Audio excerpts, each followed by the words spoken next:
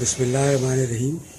حضور اکرم صلی اللہ علیہ وسلم جو جوان ہوتے گئے، ان کی صداقت، دیانت کا شعرہ پورے مکہ مکرمہ اور اس کے آس پاس علاقوں میں ہو گیا۔ آپ کو صادق اور امین کے نام سے پکارا جانے لگا، اور تجارت میں آپ کی دیانت کی شہرت دور دور تک پھیل گئی۔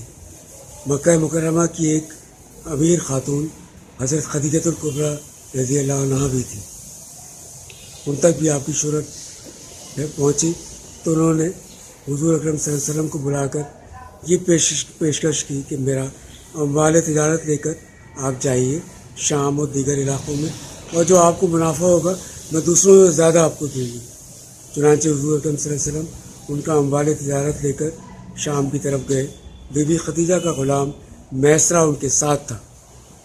راستے میں اس نے حضور اکرم صلی اللہ علیہ وسلم کی دیانت اور امانت اور صداقت کی اور دیگر محاسن دیکھے۔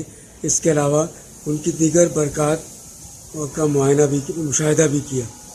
واپس آ کر اس نے اپنی مالکہ کو باتیں بتائیں، اور حضور اکرم صلی اللہ علیہ وسلم نے دوسروں سے بڑھ کر منافع آپ کو دیا، جس کی وہ بےحد معترف ہوئی، اور کچھ عرصے بعد ہی اپنا رشتہ حضور اکرم صلی اللہ علیہ وسلم کے پاس بھیجا۔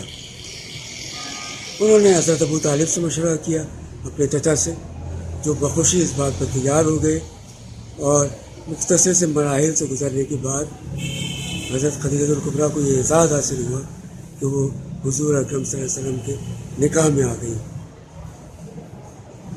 اور رسول اکرم صلی اللہ علیہ وسلم کی اس طرح شادی بھی ہو گئی، اور خاندانی زندگی گزارنے لگے بہت اچھی طریقے سے۔